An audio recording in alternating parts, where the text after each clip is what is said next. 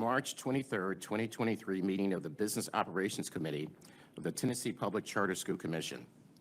This meeting is being recorded and will be available after its conclusion via a link on the Commission website. Commissioners, please make sure that your microphone is on prior to speaking, making a motion, or voting. Before we begin, I want to recognize Amy Thompson, or Ashley Thompson, forgive me, to provide the statement of necessity for today's meeting. Ashley? Thank you, Chairman. This committee meeting includes an option for the public's participation via a link available on the Commission's website.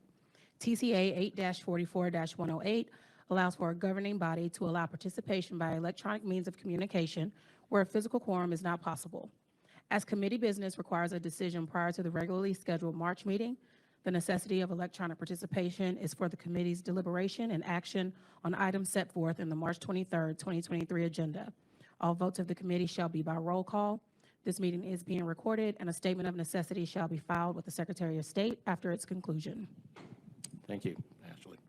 Hayden, please take a roll call of all commissioners. Commissioner Woodson is absent. Commissioner Smith? Present. Commissioner Carter? Present. Mr. Chairman, you have a quorum. We have two of the three commissioners present. We do have a quorum. Are there any questions or comments from the commissioners before we begin?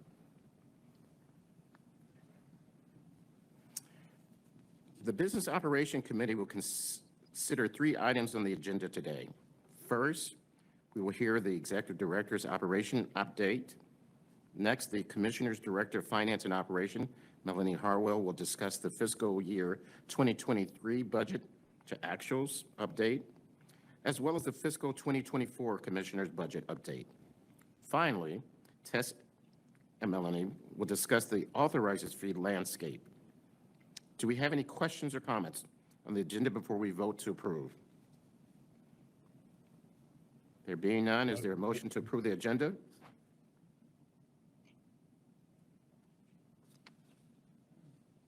So moved. Did you hear my motion? No, Okay. I didn't. Sorry, motion to approve. Second? I second it.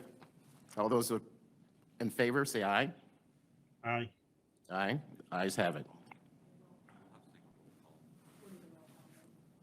You need a roll call because I'm virtual. Forgive me. Okay. Hayden, please take a roll call. Commissioner Smith? Yes. Chairman Carter? Yes. You have two ayes. The ayes have it and the agenda is approved.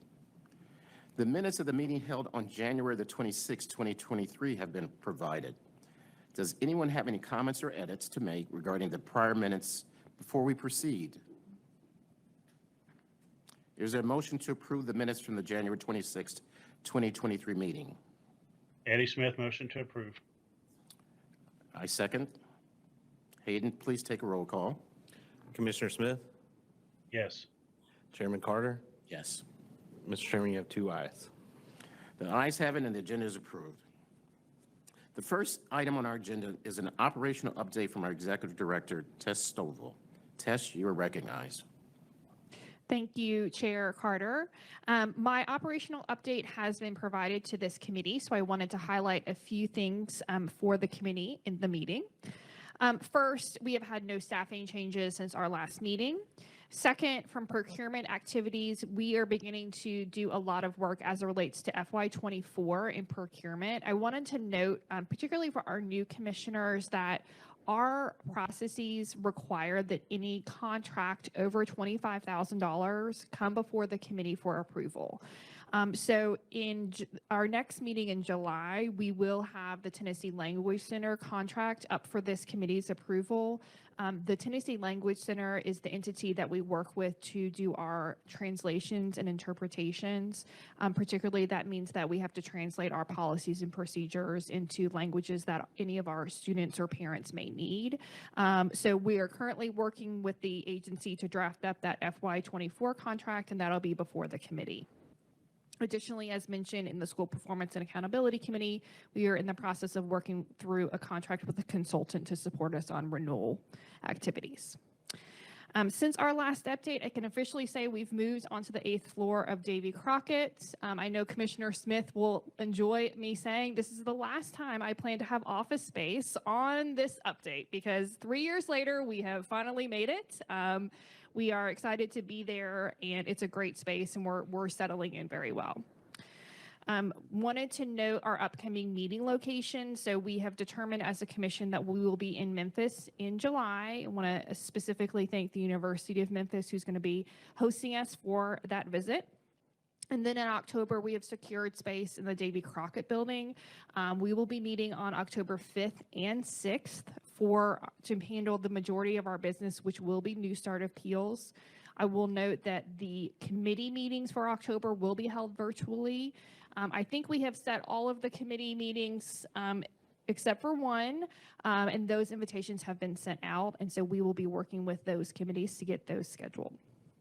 And then finally, I wanted to note for our new commissioners that the Business Operations Committee is responsible for setting meeting dates for the commission. We will be polling the commissioners in advance of our July meeting for 2024 meeting dates. And we will be bringing those proposed dates to this committee in July for initial approval, and then you all will present those meeting dates to the full commission at its commission meeting in July. And with that, I'm happy to take any questions. Thank you very much, Chairman Tess. Carter. Commissioner Smith? I was just going to say, so Tess, two things. One, I just want to congratulate you because the first statement you made, which is 0 staff turnover, in the climate that we're in nationally with just constantly people moving, hard to retain employees, I think that's something that speaks very strongly to your leadership. And two, you beat me to the punch because I was going to say, I believe this should be the last time we should ever have to hear about the facilities update, but you beat me to the punch. So you knew I was going to say something. After, this feels like the never ending move for the last 3 years, but congratulations on getting that across the finish line.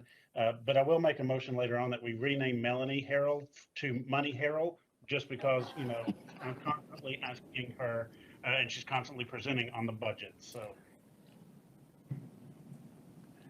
Mr. Chair. Yes. Eddie, this is Alan. I just want you to know that even as we celebrate a birthday here today, that we have saved you some cupcakes. If they have anything Alabama on them, you can keep them. I almost broke in earlier to sing Rocky Top to Trent, but then decided that no one wanted to ever hear me sing. So, Commissioner Levine and Commissioner Smith, thank you for that feedback. Any other questions? Commissioner Smith? There being none, thank you very much, Tess. These operational updates are beneficial for the commissioners to stay up to date with the agency. Again, I'll ask once again, any other questions for Tess before we move to our next item? There being none, the next item on our agenda today will be a budget update from, let me make sure I've got that right, Money Hero, is that? yes. Let's be more formal. We'll say Melanie, okay? Melanie will present the fiscal 2023 budget to actual update and the fiscal 2024 commission budget. You're recognized, Melanie. Thank you so much, Chairman Carter. We have given you in your binders the current budget to actuals update for FY23. I think I'm excited to report we're currently under budget across all expenditure categories, and we feel good about our projections about for the end of the year and the way that we're trending. I do want to highlight that we've decreased our authorizer fee revenue assumptions slightly. What we saw in our February true-up was that Metro Nashville Public Schools had an increase in their overall ADM, and so that decreased the per pupil rate slightly for MNPS charter schools. So we are working with the schools to communicate that. And then we do also have some schools that have fallen under their initial enrollment projections for FY23. Overall, I don't think that this is a particularly material decrease, but it is a slight adjustment. I do also want to highlight that we have not received grant carryover from the Achievement School District for schools that have transitioned to the commission, though we have seen some progress made. We've got information for a couple of grants at this point, but we will have to continue to update that grant pass-through money as we look through to having that cleared up and closed out by the end of the school year, but we will update the committee on that in July. We are still predicting meeting and actually significantly exceeding our sort of internal reversion target of $650,000 for the General Assembly. Want to highlight that we had our budget hearings recently, and this was certainly a point of discussion, the continued emphasis that we should be moving towards sustainability on our authorizer fee alone. And so we are still projecting that the authorizer fee should cover this year about 65 to 70% of our expenses, and we are certainly trending in the right direction on that path in alignment with the clear expectations from the General Assembly. For FY24, I want to first share excitedly with you that our request to add 3 staff positions was included in the governor's proposed budget. So 2 of those positions would be dedicated to supporting our expanded LEA functions and operations as we are scaling rapidly and adding additional schools. And 1 would also support our authorizing team in their work. We will hopefully know more in a few weeks about whether or not we will have those positions funded, and we'll report back on that as well in July. I know we talked a little bit about TISA projections in our School Performance and Accountability Committee meeting. So I do want to acknowledge that we had hoped to be able to present an amended budget today for the reasons that we discussed. While we have sort of the base TISA projections for our schools, we do not yet have the estimates for local contributions or the per pupil rate that we anticipate our new schools and our expanding schools will be funded on. Again, this can vary by district to between 20 to 40% of total school funding. And given that variance, we didn't feel comfortable sort of making presenting an amended budget at this time, knowing that we will likely have to update that again in July, and we'll be bringing a budget for your review and approval at that time. I do also want to just acknowledge about TISA that we are running sort of different scenarios internally, and we are seeing, data that is aligned with our expectations. But our real focus operationally is working with our schools to make sure that we and they have a very clear picture of their data, how their data is going to be funded, what additional supports may be needed for their teams, any additional procedures and processes that we need to have as we look toward next year. And that is really where our focus and our supports for them will be over the next couple of months. We will also be presenting about TISA to our school and charter organization leadership at our April quarterly meeting, and are hoping to have some additional information to share at that time. So with that, I am happy to take any questions. Commissioner Smith or any other commissioners, do you have any questions? Believe you, it or Melanie. not, And we will also be sure when we do have sort of the full projections, we will provide those to the committee by email. Again, hopefully those will come in April. Thank you, Melanie, for the additional information regarding the budget. The final item on our agenda today is a presentation by on the authorizers fee landscape by Tess and Melanie. You both are recognized. Thank you, Chair Carter. I'm here with Melanie to present an overview of the authorizer fee landscape. This was at the request of the committee from last meeting. And I really wanted to take a step back first to ground us in what is the authorizer fee nationally? Why do we even have an authorizer fee? And one source of information that drove a lot of this presentation is from the National Alliance for Public Charter Schools. They have a lot of great resources, but also have an essential model charter school law. And they also track charter school law across the nation. So we're able to see where we compare with other states. So first, the National Alliance does include, as a part of its essential and model law, adequate authorizer funding. Those are 2 prongs, is that either could be a guaranteed funding stream from a state to support authorizing, or it could be an authorizer fee. And also they state that it's important to have public accountability as a part of those expenditures. I will say that our state law includes both of those, both in terms of supporting the work of authorizers as well as really clear transparency around what an authorizer fee goes to. An authorizer fee can be a set percentage. It can also be a set amount per school. This is variable across authorizers. There are other things that the National Alliance's model charter law state as a regard to an authorizer fee. The one thing that they do note is that their model law says that an authorizer fee should be uniform across authorizers within a state. In particular, they state that this would prevent what's called authorizer hopping in terms of going to an authorizer that has a lower authorizer fee. Secondly, they say as a part of their model law that there should be a periodic review of the revenue that's collected, and also to ensure that the uses of the revenue are appropriate.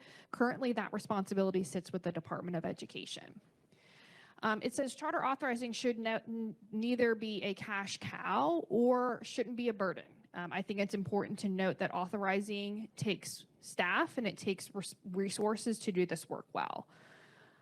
The National Alliance said that approximately 3% is generally regarded as adequate funding, but it also noted that authorizer fee funding and adequacy is really dependent on the size of a portfolio and the scale and requirements of authorizing.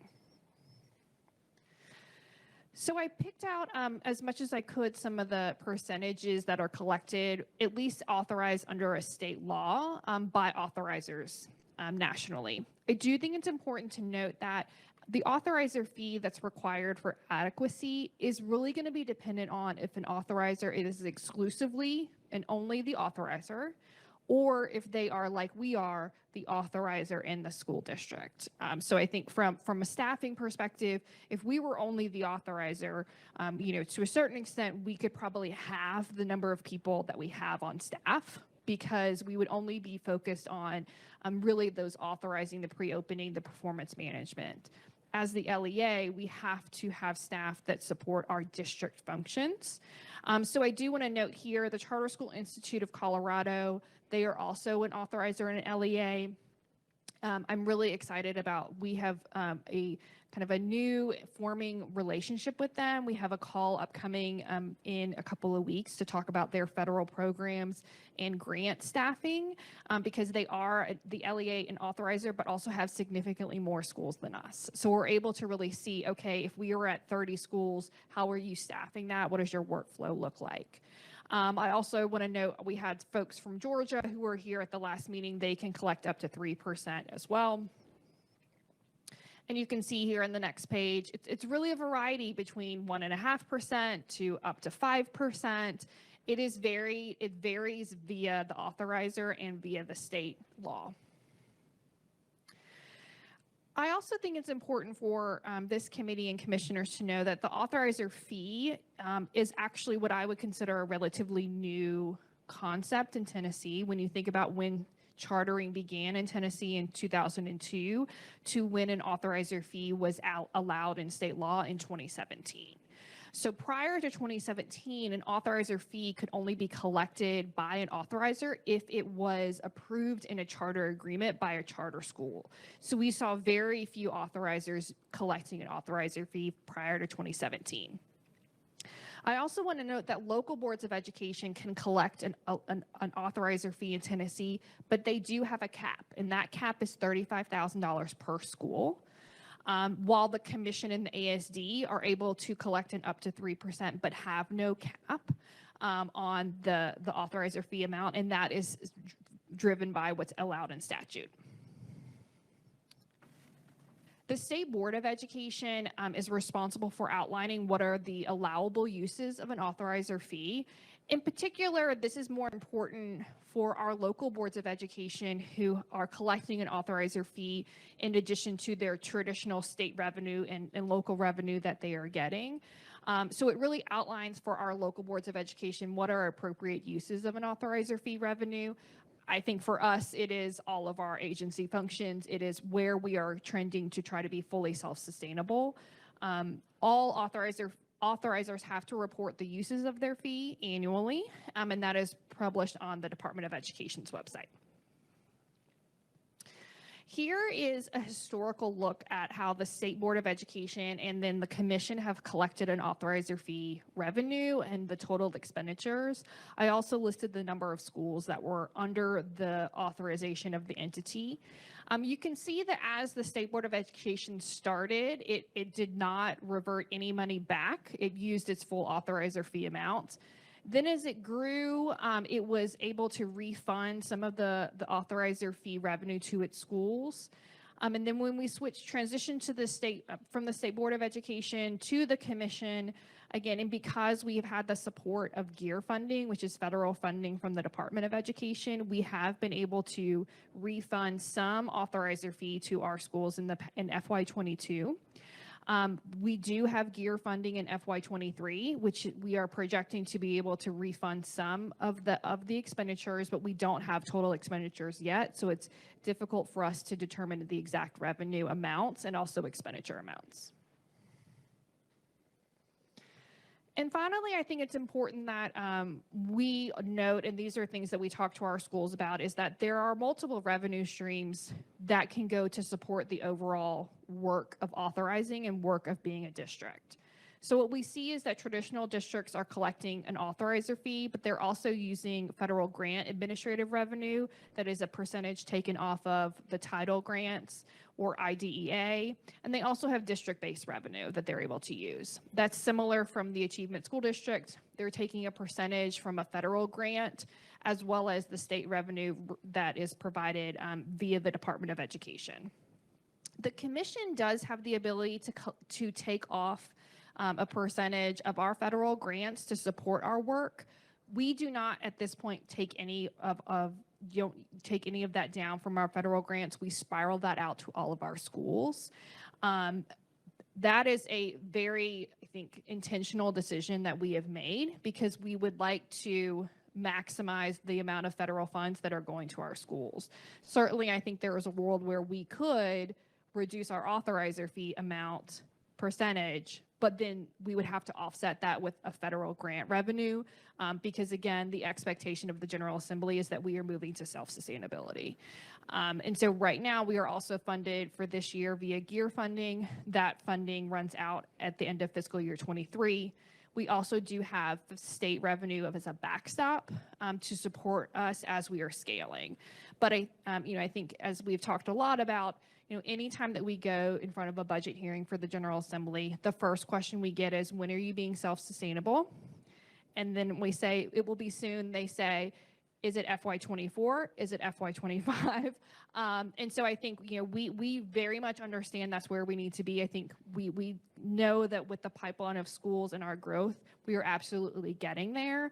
But we also share that it is important for us to remain and have that state revenue as a backstop for us as we are building capacity and also knowing the fluctuations that occur within our authorizer fee.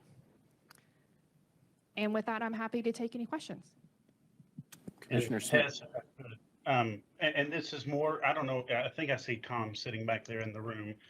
This is something more for Tom to be able to share the next time he goes before the General Assembly when they share that.